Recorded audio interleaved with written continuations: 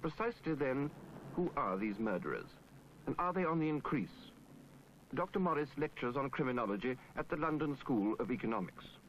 Now, I think the first thing we've got to get straight about murder is that the newspapers and the politicians have a rather mistaken impression about what actually happens. There are about 130 murders a year in this country, which isn't very many compared with the other crimes that are committed. But the point I want to make is that murder is essentially a crime apart. If you look at other crimes, such as robbery, housebreaking, and stealing, these have increased very considerably since the 1930s.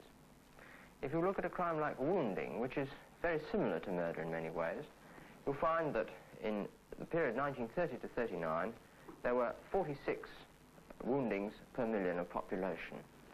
And by 1959, this figure had increased from 46 to 312. But in the same period, the number of murders per million of population had increased from 3.6 to just over 3.8.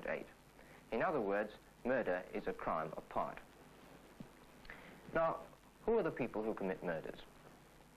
Now, if you look at the category of capital murders, that's to say murders committed during the furtherance of some other criminal activity, then it tends to be young people, because these are the people who tend to commit ordinary sorts of crimes.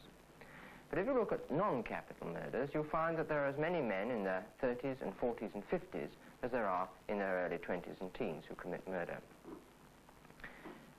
The next point I think we need to bear in mind is that murder is essentially a family crime. About 25 out of the 130 murders committed a year are cases where the person is just simply unknown to his assailant. But in the remainder, the majority of cases, he's either related to or is an acquaintance of. In fact, the most common crime in our society, common murder, is either the murder of a wife by her husband or of children by their parents.